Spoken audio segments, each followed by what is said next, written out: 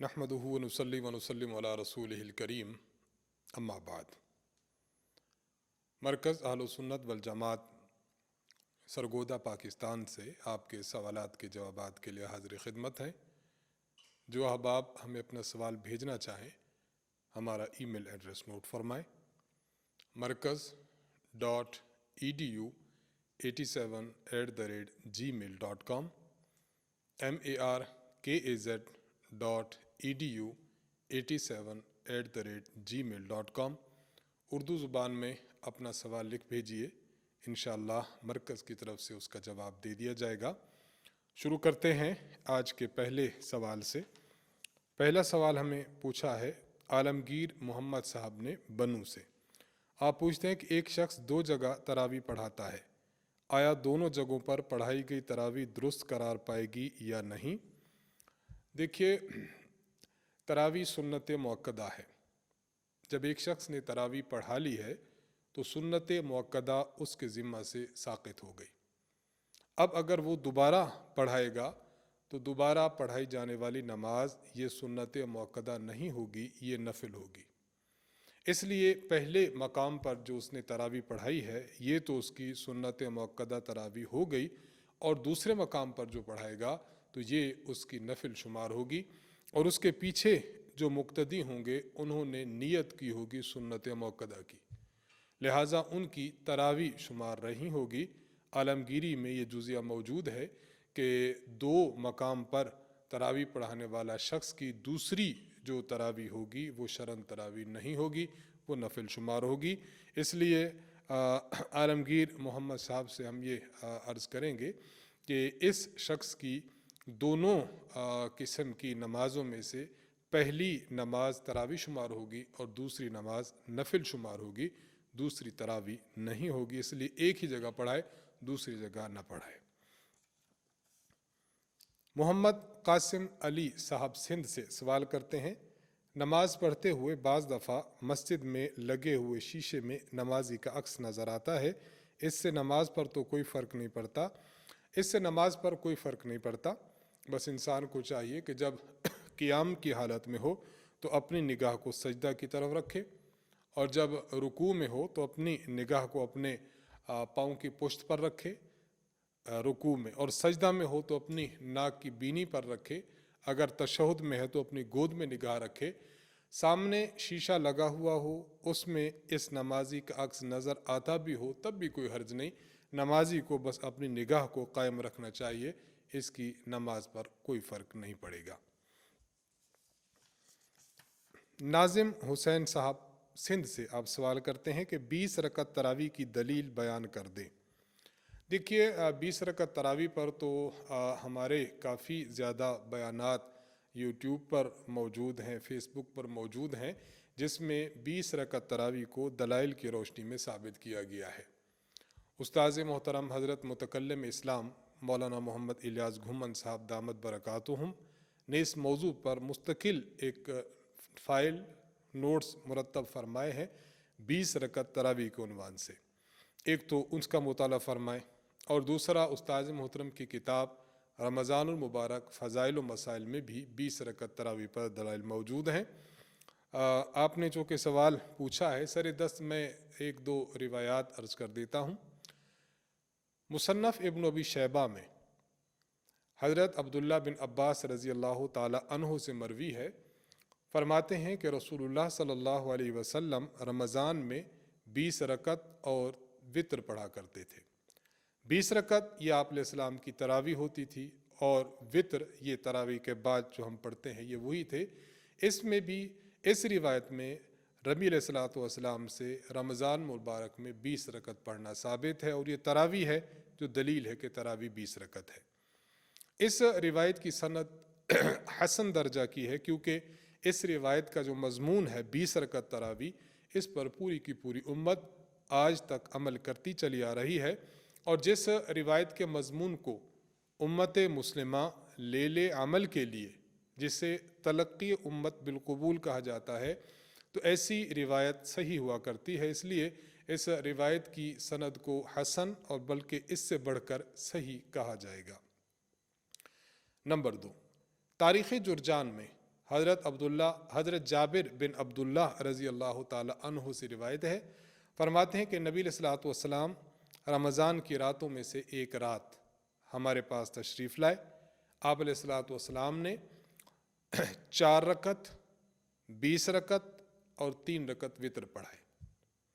4 रकत ये नबी अलैहिस्सलातु वस्सलाम ने फ़र्ज़ पढ़ाए जमात के साथ, 20 रकत ये हुज़ूर अलैहिस्सलातु वस्सलाम ने तरावी पढ़ाई थी जमात के साथ, और 3 रकत वितर ये आप अलैहिस्सलाम ने जमात के साथ पढ़ाए। तो यहाँ 20 रकत का तज़किरा करना ये तरावी के 20 अदद होने की दलील है।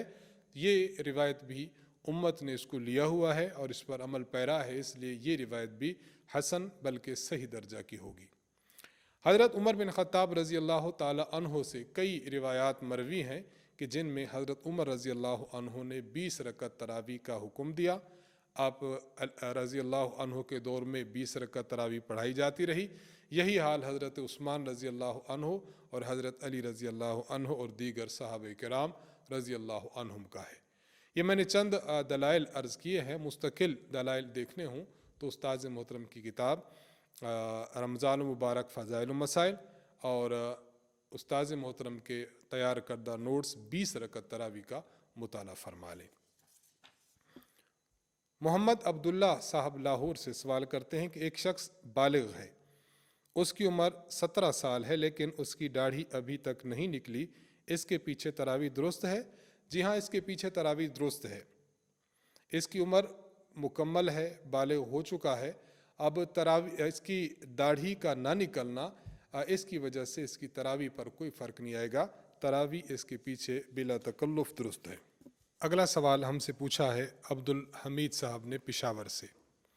आप सवाल पूछते हैं कि तरावी में अगर इमाम ऐसा हो जो दाढ़ी को एक मुश्त से छोटी करवाता हो तो उसके पीछे तरावी पढ़ें या नहीं। देखिए, ऐसा इमाम जो अपनी दाढ़ी को तराश खराश करके एक मुश्त से कम कराता है तो ऐसे शख्स के पीछे तरावी पढ़ना जायज़ नहीं है, बल्कि इस इमाम को फ़ुक़हा ने फ़ासिक इमाम लिखा है और फ़ासिक इमाम की इक्तिदा में तरावी पढ़ना जायज़ नहीं बल्कि मकरूह तहरीमी है। इसलिए ऐसे शख्स के पीछे तो आप नमाज न पढ़ें। हाँ, अलबत्ता इसके अलावा कोई मुतदय्यन और मुकम्मल दाढ़ी वाला यानी जिसकी दाढ़ी एक मुश्त हो उसे इमाम बना लिया जाए, और अगर ऐसा इमाम न मिले तो फिर ऐसे शख्स के पीछे नमाज पढ़ ली जाए जो अगरचे हाफिज़ न हो लेकिन उसकी दाढ़ी मुकम्मल हो और वो मुकम्मल दाढ़ी के साथ भले आखिरी 10 सूरतें 2 मरतबा पढ़ ले तो उसके पीछे तरावी पढ़ी जाए। बहरहाल इस शख्स के पीछे तरावी पढ़ने से एतराज़ किया जाए क्योंकि इसकी इक्तिदा मकरूह तहरीमी है। हमज़ा अली साहब भुलवाल से आप सवाल करते हैं, अगर 2 हाफिज़ मिलकर तरावी पढ़ाएं तो ये कैसा है? मसलन एक हाफिज़ साहब 10 रकात पढ़ाएं और दूसरा भी 10 रकात। 2 हाफिज़ अगर इस तरह तरावी पढ़ाते हैं तो बिलाशुबह तरावी दुरुस्त है, बस 10 रकत एक इमाम पढ़ा ले और 10 रकत दूसरा इमाम पढ़ा ले। लेकिन उलमाए किराम ने यहाँ एक नुक्ता ये भी लिखा है कि बाज़ मरतबा 2 हाफिज़ हों तो वो दोनों अलग अलग तौर पर अपना ख़त्म करते हैं। एक हाफिज़ ने अलग ख़त्म किया और दूसरे हाफिज़ ने अलग ख़त्म किया। इस तरह अगर मुक्तदियों पर गिरानी और बोझ हो तो फिर तो इन 2 हाफिज़ों को चाहिए कि इस तरह न पढ़ें, और अगर एक ही ख़त्म कर रहे हैं, बस आधे पारे और रकात वो पढ़ता है, आधे पारे और रकात ये पढ़ता है और मुक्तदियों पर बोझ भी नहीं पड़ रहा, इसलिए 2 इमामों के पीछे इस तरह तरावी पढ़ना बिल्कुल दुरुस्त होगा। अब्दुल गनी साहब चमन बलूचिस्तान से सवाल करते हैं, मेरे वालिद की सेहत इन दिनों बहुत ख़राब है, वो रोज़ा नहीं रख सकते, इस हवाले से ये बताएं कि क्या वो हर रोज़े के बदले सदका दे सकते हैं, और ये भी बताएं कि एक रोज़े का सदका कितना है। अगर कोई शख्स रोज़ा रखने की ताकत न रखता हो और हर रोज़े के बदले में मखसूस मिकदार अनाज देने का उसको पाबंद किया गया हो तो उसे फ़िदिया कहा जाता है, उसे सदका नहीं होता। सदका है लेकिन उसकी ख़ास इस्तिलाह है कि वो फ़िदिया है। इस हवाले से अच्छी तरह ये बात समझनी चाहिए कि अगर वालिद साहब की तबीयत इन दिनों ख़राब है और चंद दिन के बाद उम्मीद है कि तबीयत उनकी संभल जाएगी, दुरुस्त हो जाएगी, तो फिर उनके लिए फ़िदिया देना जायज़ नहीं है। अभी रोज़े छोड़ दें, बाद में जब उनको सेहत मिल जाए और रोज़े रखने की तौफीक मिल जाए तो फिर रोज़े रखें, फ़िदिया देना दुरुस्त नहीं है। और अगर वाले साहब की तबीयत इन दिनों भी ख़राब है और बकौल डॉक्टर साहिबान के आइंदा भी तबीयत के दुरुस्त होने का इम्कान नहीं है, या अगर तबीयत को संभली तो रोज़ा रखने का इम्कान नहीं है और बिल्कुल रोज़ा रखने से मायूसी हो चुकी है कि सेहत साथ नहीं देती, अगर इस तरह की सूरत हाल है तो फिर वालिद साहब फ़िदिया दे सकते हैं। फ़िदिया का मामला आपने पूछा, तो एक रोज़े का जो फ़िदिया है वो एक सदक़तुल फ़ितर के बराबर है। आप जब किसी शख्स को फ़ितराना देते हैं तो या गंदम से देते हैं या खजूर से देते हैं या जौ से या किशमिश से। गंदम से दें तो 1.25 किलोग्राम, एहतियातन 2 किलोग्राम। किशमिश, जौ और खजूर से दें तो 3.5 किलोग्राम। तो आपने अगर आपके वालिद साहब ने अगर रोज़ों का फ़िदिया देना है तो फिर इन 4 अजनास और उनकी मज़कूरा मिक़दार में से किसी एक जिन्स को उस मिक़दार के मुताबिक एक रोज़े के बदले में दे दिया करें। रमज़ान चूँकि शुरू है, अगर चाहें तो इकट्ठा ही दे दें और अगर चाहें तो फिर हर रोज़े के बदले में रोज़ाना एक एक मिक़दार फ़िदिया और मिक़दार फ़ितराना दे दिया करें तो इंशाअल्लाह उनका फ़िदिया अदा होता रहेगा। लेकिन साथ ये भी समझना चाहिए कि अगर अल्लाह ताला इन्हें कल सेहत देता है और इनकी ताकत वापस लौट आती है और ज़ोफ़ बाकी नहीं रहता और ये रोज़ा रखने के काबिल हो जाते हैं तो फिर दिया हुआ जो फ़िदिया है वो सदका हो जाएगा। अब इन पर लाजिम होगा कि ये रोज़े रखें, रोज़े रखे बग़ैर तलाफ़ी नहीं होगी। मोहम्मद साजिद हुसैन साहब कमालिया से सवाल करते हैं कि वितर की नमाज में इमाम दरमियानी कादा भूल गया, मुक्तदियों ने लुकमा दिया तो वो वापस आया और कादा बैठा, आखिर में साहब का सजदा नहीं किया, तो अब नमाज का क्या हुक्म है? ये वितर हमने पिछली रात पढ़े हैं। इमाम साहब ने जो ये फ़ेल सर अंजाम दिया है, इस हवाले से 2-3 बातें समझने की हैं। पहली बात ये, अगर किसी शख्स से दरमियानी कादा भूल जाता है और वो खड़ा हो जाता है तो मुक्तदियों को अब लुकमा नहीं देना चाहिए, और अगर मुक्तदियों ने लुकमा दे भी दिया तो इमाम साहब को लुकमा लेकर वापस नहीं लौटना चाहिए, बल्कि अगर 2 रकत पर कादा नहीं किया और खड़ा हो गया तो उसे खड़े रहना चाहिए और अब तीसरी रकत पढ़नी चाहिए। वो वापस आया तो उसने बुरा किया। एक बात, दरमियानी कादा ये वाजिब है। जब वाजिब छूट जाए या वाजिब में तकदीम ताख़ीर हो जाए तो सजदा साहब लाजिम आता है। चूँकि इमाम साहब पर सजदा साहब शरन लाजिम था उन पर और उन्होंने सजदा करना चाहिए था, लेकिन उन्होंने सजदा नहीं किया, तो ये इमाम साहब की गलती है। अगर किसी शख्स ने नमाज में सजदा साहब वाजिब हो और सजदा साहब वो उसने नहीं किया तो नमाज को दोबारा लौटाना लाजिम होता है। 2 बातें। तीसरी बात, एक शख्स पर सजदा साहब वाजिब था लेकिन उसने नमाज को लौटाया नहीं कि नमाज का वक्त गुजर गया। वितर का वक्त ये तुलुए फजर है, तुलुए फजर से पहले पहले तक इन पर लाजिम था कि अपने वितर को लौटा लें, लेकिन अगर इन्होंने वक्त से पहले पहले वितर अपने इयादा नहीं किए तो वक्त गुजर गया। वक्त गुजरने के बाद अब उन वितर का इयादा वाजिब तो नहीं, अलबत्ता मुस्तहब ज़रूर है। रात भले गुजर गई है, मुस्तहब ये है कि आप इनफिरादी तौर पर हर शख्स वितर को लौटा सके तो लौटा लेना चाहिए, और अगर न भी लौटा दे तो ये मुस्तहब है, ये फ़र्ज़ और वाजिब नहीं है। ये 3 मसले आपकी खिदमत में अर्ज़ कर दिए, इन्हें बगौर सिमात फरमा कर इसी के मुताबिक अमल फरमाएँ। मोहम्मद मूसा साहब डेरा इस्माइल ख़ान से लिखते हैं कि एक शख्स ने रोज़ा रखा, इसे दिन में एहतलाम हुआ, अब वो गुस्ल में गरारा और नाक की नरम हड्डी तक पानी कैसे चढ़ाए? अगर कोई शख्स रोज़ा से हो और गुस्ल उस पर फ़र्ज़ हो जाए तो गुस्ल फ़र्ज़ होने के बाद उसको जो गुस्ल का तरीका है वो यूँ इख्तियार करना चाहिए کہ وہ اپنے ناک میں نرم ہڈی تک پانی لے جائے، مثلاً انگلی کو اس نے تر کیا اور انگلی تر کر کے اپنے دونوں نتنوں میں انگلی پھیر دی، چلو میں پانی لے کر پھر اپنے ناک کے ذریعے اوپر نہ چڑھائے، اوپر جب چڑھائے گا تو نتنوں کے ذریعے ناک کے ذریعے گلے میں پانی آ جائے گا، اس سے روزہ اس کا فاسد ہو سکتا ہے۔ اس لیے ناک میں پانی چڑھانے کے بجائے بس نرم ہڈی تک پانی لے جائے، اور جس طرح عرض کیا گیا کہ انگلی تر کر کے لے جائے۔ نمبر 2، اس نے جو کلی کرنی ہے تو کلی کا معنی یہ ہے کہ منہ میں اچھی طرح پانی لے منہ میں اچھی طرح اگر پانی وہ ڈال دے گا تو بس اس کی کلی ہو گئی۔ روزہ کی حالت میں یہ غرارہ نہ کرے، غرارہ کرنے سے مبادا کہ اس کے گلے میں پانی چلا جائے اور اس کا روزہ فاسد ہو جائے۔ اور تیسری چیز کہ وہ اپنے پورے جسم پر ایک مرتبہ پانی جب پھیر لے گا تو فرض ادا ہو جائے گا، 3 مرتبہ کرے گا تو سنت ادا ہو جائے گی۔ تو اس طرح کسی شخص پر اگر دن میں غسل فرض ہو جائے تو یوں اپنا غسل کر لے۔ ساتھ ساتھ یہ بات بھی ہے کہ جب روزہ افطار کرے گا تو روزہ افطار کرنے کے بعد پھر بھی ناک میں پانی چڑھانا اور نرم ہڈی سے اوپر لے جانا یہ اس پر واجب نہیں ہوگا، بس اس کا غسل تام ہو گیا ہے، اس کو دہرانے کی حاجت نہیں ہے۔ مسعود حسین صاحب تلا گنگ سے آپ سوال کرتے ہیں کہ صدقۃ الفطر اپنے بھائی کو دے سکتے ہیں، وہ غریب ہے؟